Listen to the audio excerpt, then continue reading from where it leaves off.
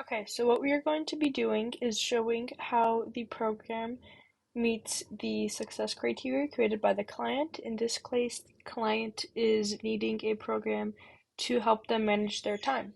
So we can see that we are starting off with an empty task.txt file. So this means that the client either has not used the program before and this is their first time, or they have simply finished all of their previous tasks and assignments and have nothing new to do. So we can see that when we press run, the first line the user is prompted with is obviously hello, and then they are asked how many upcoming tasks or assignments they would like to add to their to-do list. So let's say that number is 2. The program will loop through asking enter the name of task blank based on the number that the client inputs. So if it was 3, then it would loop through 3 times. So we enter the name of the first task. Let's say this is math test.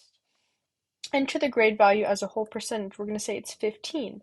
So based on that number 15, the program then determines the total number of minutes that the client will need to study.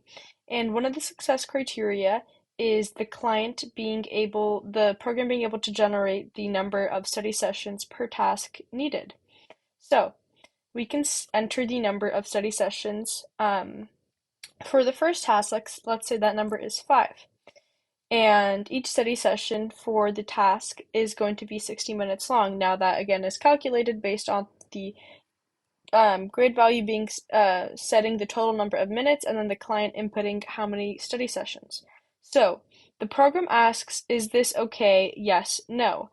Another success criteria is the client being able to customize the number and length of their study sessions.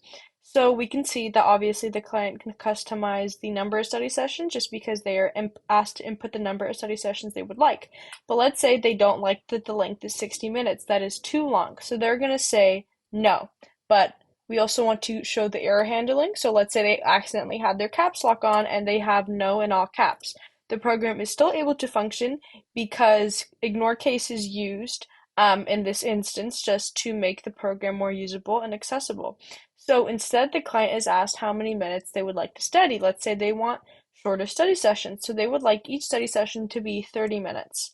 So the new number of study sessions is going to be 10. That again, the program just calculates that based off of the total number of minutes. The client is then prompted to enter the name of their second task. Let's say this is Biology Unit 3 test.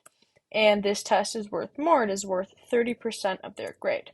And the client would like to have 10 study sessions.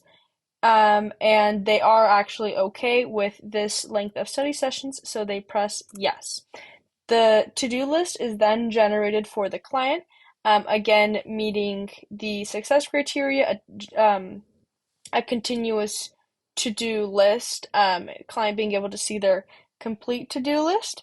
And another portion of the success criteria is the client being able to remove a task or assignment once it is completed. So, in this instance, this is the first time that the client is using this, so there is not a task from the list that they would like to remove, and they are going to say no, and the the program is then updated. The file saver method is used just to save the files. If the client inputted yes, there was a task from this list to remove, then they would be able to remove that task. And then this list right here would reflect the updated list with the removed assignments.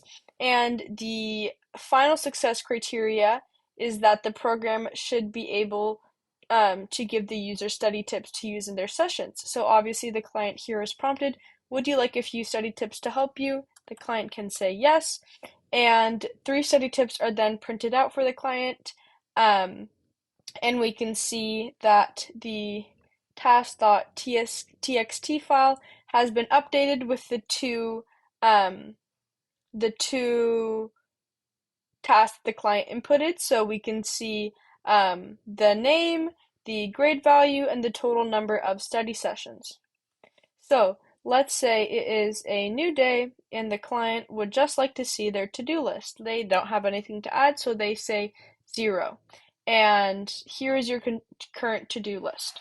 So there are many ways in which this program can be extended. one way would be obviously the client just sees this to-do list printed out based off of the order that they inputted in. A sorting system could be, a sorting algorithm could be implemented so tasks are either sorted alphabetically based on either, or they could be sorted alphabetically, or they could be sorted based off of which one is worth the highest percentage of the grade.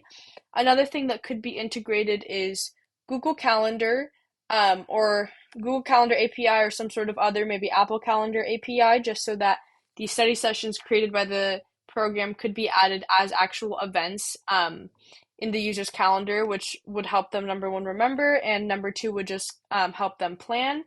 And another way that the to-do list could look different was if it was in a calendar format. So the program could be changed for the to-do list to be printed in a calendar format.